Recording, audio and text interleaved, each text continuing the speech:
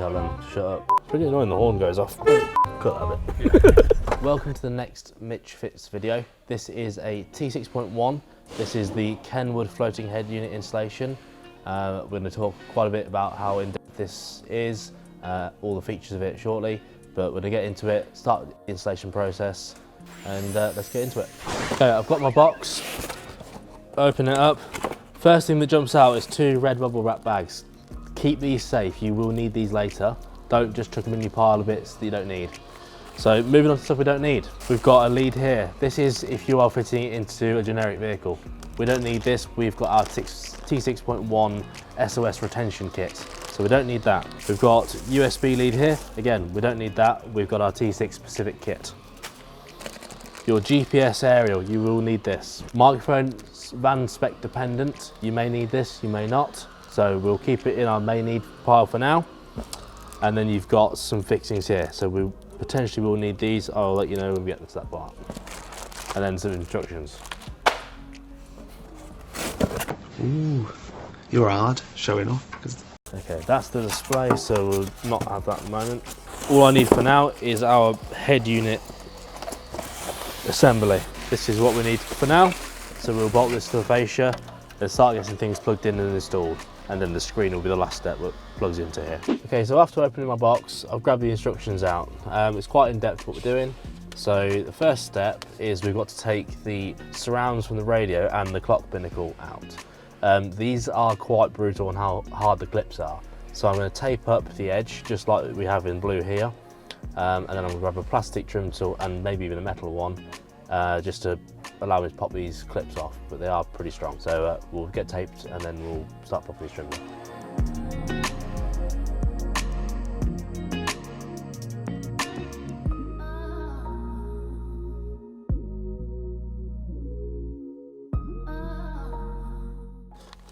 So by tensioning the tape, I've allowed it just to slide under that clip slightly, so I can start in this corner here. So I've grabbed the plastic trim tool to start with, see if I can get enough tension off this to allow it to pop off. So I'm starting in the corner.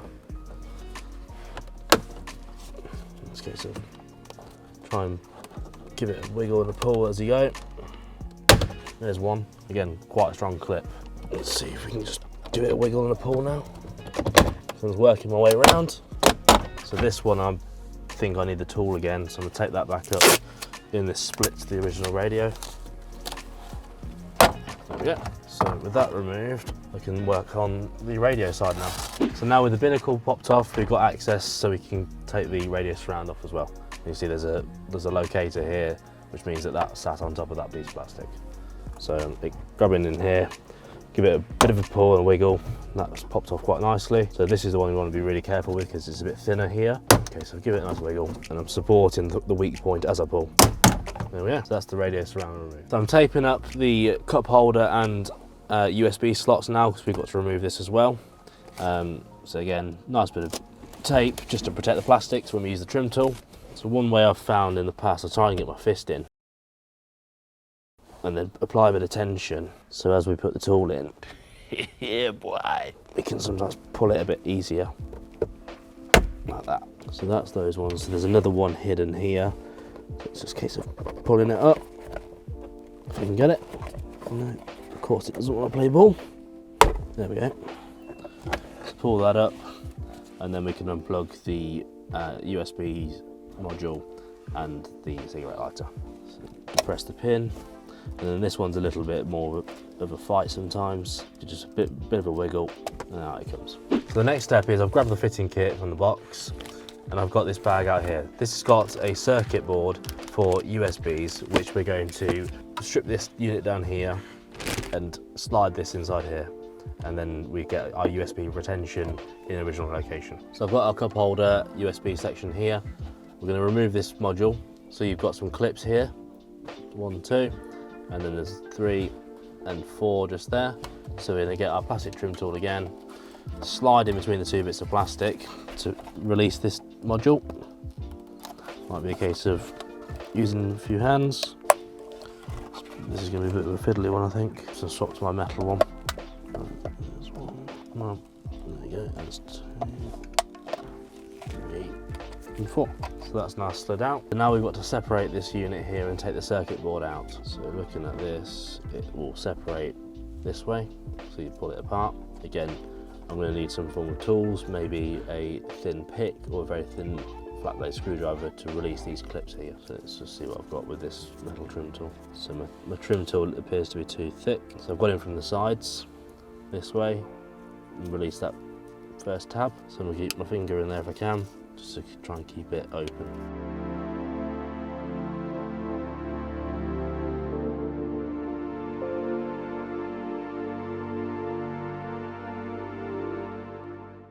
And that's 5 clips, and that pulls off. So we're going to take the circuit board out, which we'll just pull out. Little clip here, just keeping it retained. So pulling those back as well, and there we go.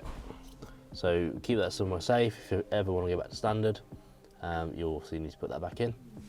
But I'm going to now grab our circuit board that came with our fitting kit and clip it in place. So on the original module, you've got these little spacers. So pull these off, they just gently pull off, and we're going to install them onto our new circuit board. Just a case of pushing it on like that. So then when we put it into the module housing, it'll all look factory. So I'm grabbing our module housing now, using the USBs as your guide to start with, this slight angle, going to try and just shimmy it in, and then that's now located on these dowels as it went in. So careful with cables, because that naturally sat where I could trap the cable for the red and yellow. So moving those over and around, I can now grab the other half of the module, making sure obviously I get it the right way around, which is this way. Okay, so just pushing it together. There you go. So that's all clicked together, and you'd never know that's been changed. Okay, once we've got our USB module all done, we're moving over to step 18 with a voltage dropper. I'm going to skip this step for now, just so I can crack on with stripping the radio down and doing the cutting on the dash that's required. I'll then do all wiring installation in one section. So I've grabbed 2 radio release keys. Ideally you want 4, I've only got 2. If you want to grab these from Halfords or something, or if you've got them online, it is just a radio release key. So you ideally want 4 of these, but I've got 2. So we'll see how we go. So I'm grabbing my release key in this angle here, and I'm popping it in this top section, and it's going to click in place. And then I'm going to go to this side here, again, that orientation, and then when we move to this side, we'll be doing it in this orientation. So it clicks in place. This will allow that to release. I'm now going to keep my fingers behind that and try and pull it out like that. Just try and release it.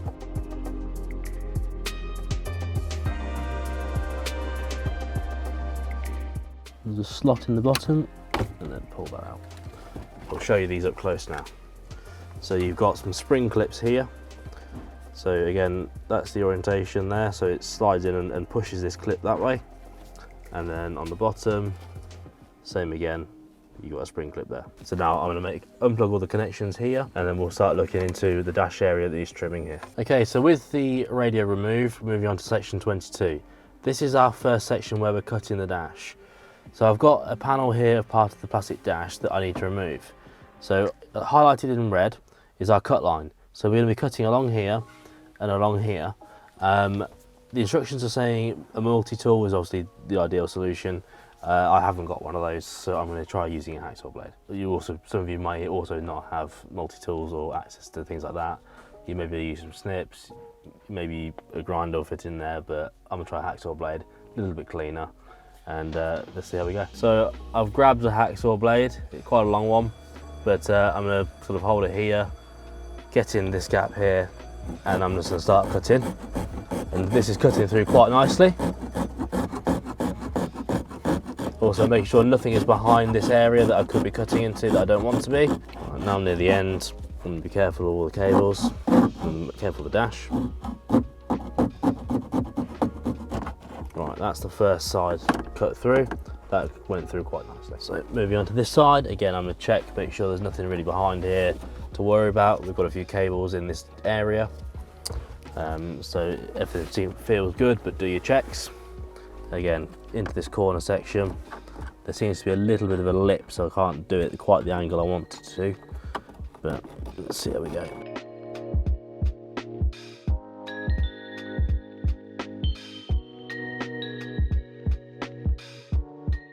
So that is now free. So put that in the bin, don't need that. And then I'm gonna give that a bit of a clean up just to make myself happy, because I don't like how that angle is. And we'll move on to the next step. Okay, so moving on to step 24, we've got 4 cuts to make on the back section of the dashboard. This is to allow clearance for the new head unit. So again, I'm using the hacksaw blade I've got. I'm gonna see how far we can get with this. I'm gonna start off with the lower cut, which conveniently is cut 1. And yeah, let's go for it. The first thing I'm gonna do is get this cable out of the way, so I know that it's not gonna be caught anyway. So I've pushed that out of the way, and I'm gonna get in here. Again, I've made sure that nothing is behind here. If you've got a multi-tool, you're probably laughing right now, because this will be a lot easier. Actually quite a straight cut. That's all right. Okay, so which is cut number 2? Cut number 2 is on the driver's side. So we're gonna go pretty much this sort of angle. So again, I'm gonna move that cable out of the way. I want to try and keep this lower bit retained. This is the guide for the original radio. So if you ever go back to standard, you should still be able to put your radio back in. And I'm gonna go, I think I'm gonna move it from this side. I'll go down here. So again, check for cables, make sure you're not gonna cut through anything. Cut number 2 is done. Same again for cut number 3. So this is just to the other side. You should be able to get in there. Again, nice small cut similar to this one. And then cut number 4 is going to be along this top edge. So this is one I'm going to find a bit more interesting with a hacksaw blade. But we'll see how we go. So I've gone through here, and now we managed to get around the corner. And now we're here. Again, keep checking there's no cables behind. I'm pretty confident we're good, but do your checks.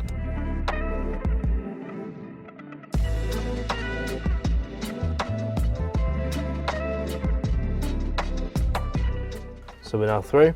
So we've got one T20 screw just down here at the back of the radio section. Now we can, once we've done that, we can remove the panel.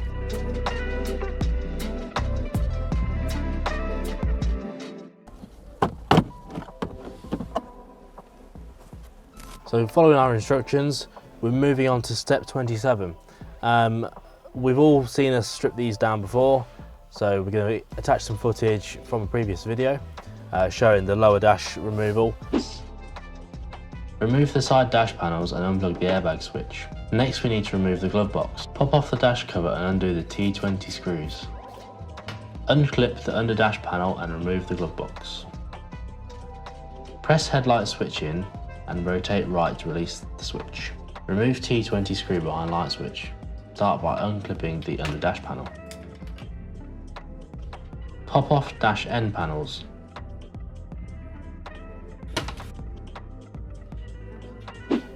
We need to gain access to this to run the microphone cable. Some vans may need this, depending on the spec of your van. If you have telephone functionality already, you may be able to retain your original microphone. Once we've got this video installed, we'll check it all over and see how we go. So moving on to step 34, we've got the fascia out now. So we've got some metal tabs that we need to affix to the plastic fascia. These will be used to install it onto the fascia onto the head unit at the next step. So I'll get these installed, then we'll get it bolted to the head unit. I've gone into our fitting kit. I found the fixings required to install the fascia along with the metal plate. So we'll open this up, we'll pour it out on the seat so everyone can see what we've got. Hopefully we won't lose anything. Going back to our instructions, you'll see that you've got 4 screws and 4 bolts.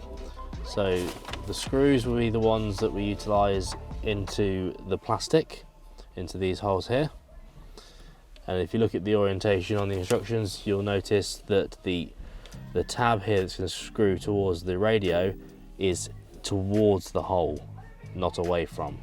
So our orientation will be like this on both sides.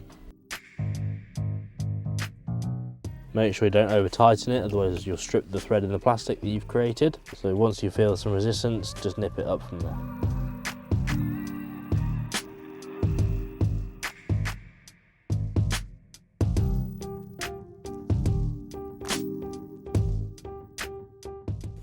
The screws are in now. this is how we want it to look. Next step, I'll grab the radio out of the box and we'll get the radio bolted to this bracket here. So I've got our head unit, I've got our fascia. What I'm gonna do is slide them in together and line it up. So what we're looking for here is on the end threads, or the end section of this bracket, you can see the threads here. So we'll grab our bolts from our fitting kit and get it clamped up both sides. So I'm using our lock washer, just gonna loosely nip it up, get all of them in, and then tighten them up for a final fit.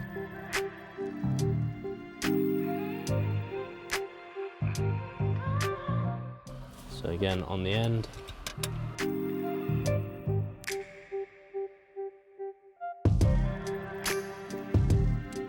And then knit these up.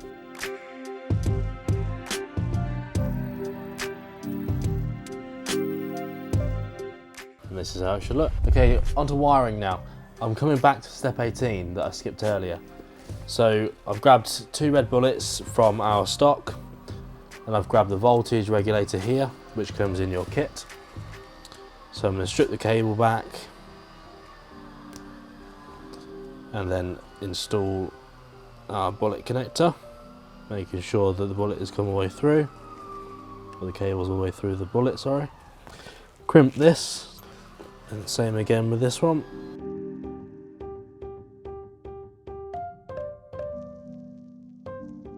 So with those 2 crimps done, I've grabbed our USB module that we modified earlier. I've got the earth to earth, so this black wire to black wire, twist them and get them to lock in place like so. And then if we come back to our instruction manual, you will see that you've got the red wire from the voltage regulator to the yellow wire from our module. So connect those 2 up, like so. And then the final step, the USB connection will be going into USB-B. So plug those 2 together, like so, and then tape this connector. We don't want it to unplug later. So grab some test tape. We'll start around here. You can use electrical tape as well. So USB-B will be utilised as a charging port only, whereas USB-A will be the one you link to the radio. With that step done, we can tidy this wiring up, bit of tape, cable ties, and then we'll start working onto all of the other bits of wiring involved. You've also got this adapter lead ISO connector to Kenwood plug. You will utilise this when we connect all of our adapters to this. So I've grabbed our harnesses here. I've already sort of got carried away and plugged them in, but you get 2 different harnesses. The quad locks plug in like this. This is the SOS retention lead. So this is a key factor for T6.1s. The SOS retention needs to stay. Without this, obviously you will lose that function. Kenwood is the only company at the moment that have got full SOS retention. So this is quite a good selling point. So I've plugged in the first of our adapters. Then we have the 3rd lead. Yes, I know we've got a lot of wiring here. So these are all going to plug in together. And now we've got some connections to make. So looking at our instruction manual here, I've got all these plugs here, and I'm going to start going through them step by step. So the purple is got to connect to the blue and yellow from our original plug. I've grabbed my blue and yellow wire. This says steering wheel input, remote input. So looking at our instruction manual, blue and yellow to purple head unit connector. So these 2 have got to join together. So I'm going to grab some more red bullet connectors and I will connect these 2 together. So crimping that on there, and then that is the blue with a yellow trace connecting to the purple wire. And that purple wire has come from our adapter box here, the vehicle interface box. Okay, so going off our chart here, we've got a few bullets to plug in. So I've made our connections of conveniently pink to pink. We've got green to green. We've got purple with a white trace to purple with a white trace. And then this is the one we've already done and been filmed. So next steps, we've got the aerial booster. This pin needs plugging into the harness. So if we look at our ISO connectors, you can see we've got a blue wire with a white trace. So it is the one just above the red connector. So if we go onto our other harness with the quad lock adapter, you'll see in here you don't have anything above the red connector. So I need to plug in this blue cable. Got like a pinch kind of connector. We've got to check how it wants to be located. So I need it to be in this orientation. So our pinch is essentially horizontal as I plug it in. This will slide in and click in place, like so. That is now fully connected. So then when we plug our ISO connectors together, we are now providing power to our booster, and this will be plugged in as we get into the van. All these cables are obviously a bit unneat, or a bit untidy, sorry. So I'm grabbing some tester tape. This is what vehicle manufacturers use from standard on their wiring harnesses. And I'm just gonna try and tidy up some of this wiring. Depends how far you want to go with it, but you can really get it in, or you can just chuck your harness in as it is. Depends how you're feeling.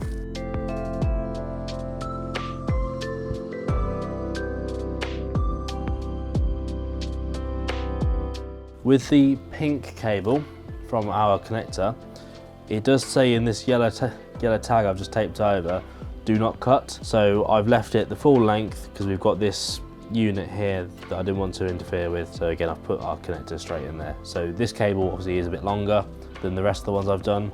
So this will be taped up accordingly.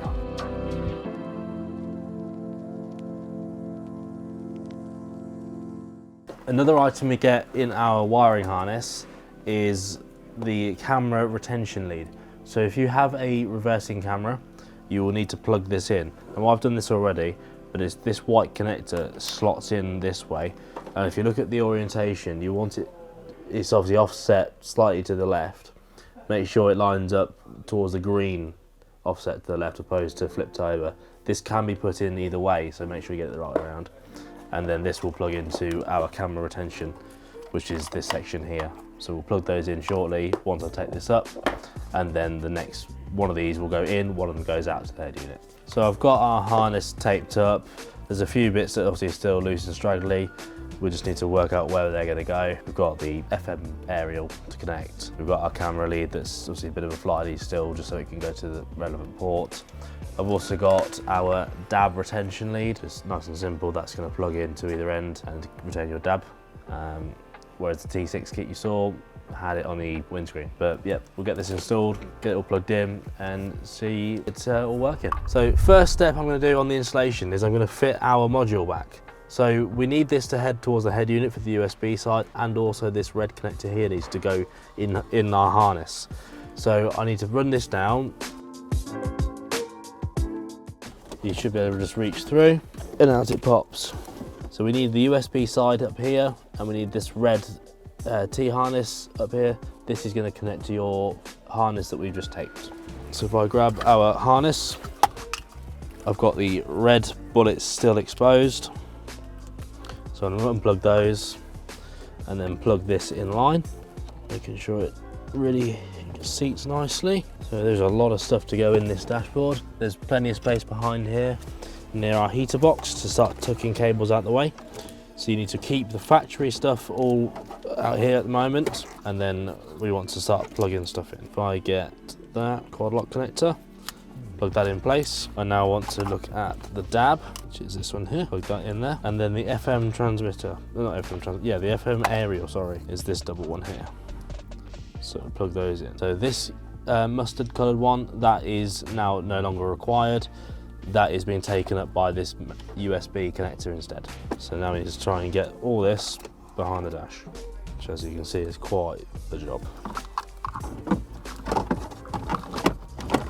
So I'm moving a lot of the excess stuff towards the left-hand side. There's a fair bit of space there. I'm keeping our camera lead available, I'm keeping our aerial lead available to us, and our USB lead here. So we want to try and get as much of that below or to the side as possible to make way for the radio as it goes in. So we'll start plugging all the bits in. Oh, GPS aerial. I need to do the GPS aerial. Okay, GPS aerial. You can put this, according to the instructions, we can pop it just on top of the head unit here. Seeing as there's only a few little bits of plastic above, there's nothing metal, so there's no obstruction to signal interference. So I'm going to plug it in, which is this connector here. And then use a double-sided tape that's already on the unit, and just pop it in the back over here. Yes, there's more cables, so we've got to start getting things plugged in now. So USB lead here, got this removable insert, take that out. This is going to plug into this bit here, into our USB we ran earlier. And then we've got our DAB aerial lead there. So we can get that one plugged in. That clicks in place. FM, again on a nice fly lead.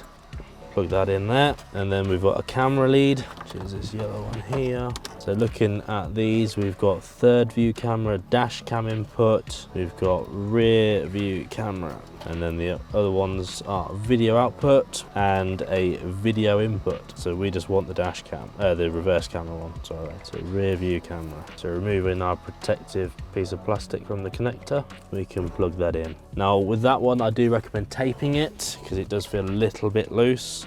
I've lost my tape, so come back to us in a second. That's the one, thank you. Lovely helper. So just using the tape just to prevent these unplugging, making sure they're nice and seated as we tape it up, like so. Okay, next step is plugging in the main harness. Plug that in, and then we're gonna try and get this that way around in there with all this extra cabling we've got here. Hopefully I've routed it so that I've got the space, but it's a case of trying to slide it in. I need to do a bit of rejigging by the looks of it. So we've got that located, I believe, in the right slot. I can't see any gaps. That's lined up nicely. So the next thing I'm going to do is get our module for the USB all plugged back in. So again, this connector is now obsolete. We've got our own leads instead, so we can tuck that out of the way. We'll get our cigarette lighter plugged in, once I see the orientation, like so. And then we want to get our USBs plugged in. So there's again a nice guide that just clicks in like so, and that is seated. There we go, and then just push that one in. That will have our tape removed. So the USB side of it is clipped home now. Okay, so coming off our instructions now, the next step is we'll install our original fascia. So we'll get that back in with the vent, and then we'll put in our clock binnacle, and then we can get into installing the screen into our unit. Okay, surround, let's get that in. So lining up this side first. Probably take that tape off before I end up trapping it.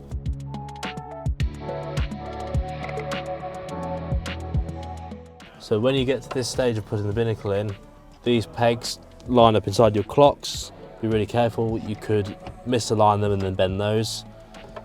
So just take your time with that bit. Okay, so that's our fascia now reinstalled. Double checking all the clips are in place and our alignment is all good. So we can remove our tape now.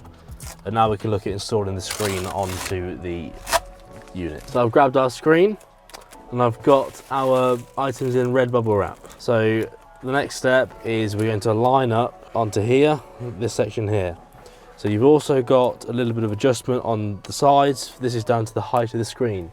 So we'll see about how it fits and if I want it to go up or down, or if it sits nicely, and get it all set up and tight for you. So lining that up like that, I have to twist that. So that is a nice position. I actually think that when it's there, it's probably seated quite nicely. I don't really want to go up or down. I'm happy that when I'm in park, I'm not going to touch any of the buttons. So we'll go ahead, we'll get this bolted up and then get it turned on.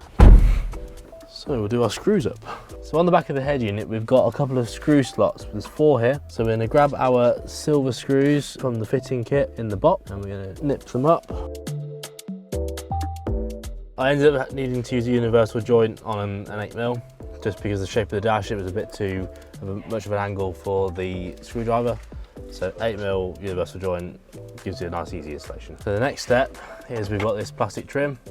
Without this trim, the unit will not work. This comes behind here and it will clip into place. Find out the slot, there we go. And then we've got 2 tiny little black screws from our kit. And with that, our installation is complete. So let's turn it on and we'll run through the features. So this is our initial setup screen. So you want to change anything on here, language, if you want to add your camera in. So we can select what we want. So rear camera for car interface, so we have got that. So I believe it is yes. Parking guides we want on. We can always come back to these and change them at a later date. So we'll click finish for now. We'll agree to this. And this is our initial home screen. Let's go through a few of the features of the unit. So we've got a sheet from Kenwood here. So they are showing off the features of the vehicle. So like most units that have CarPlay or Android Auto, you've got the wireless CarPlay, your wireless Android Auto, Bluetooth hands-free. You've got multiple camera input. You've also got the opportunity to add a dash cam.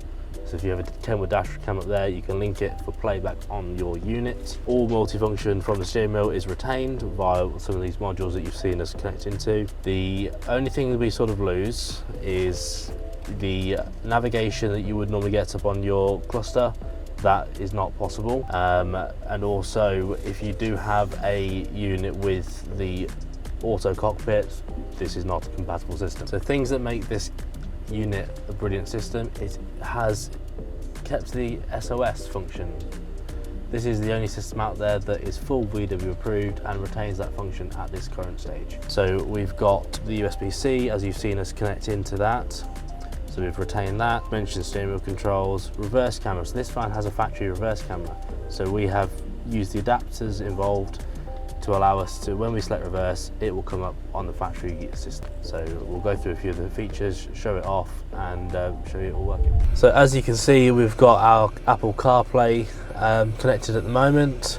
So you've got all your usual menus. If we select reverse, we get our reversing camera.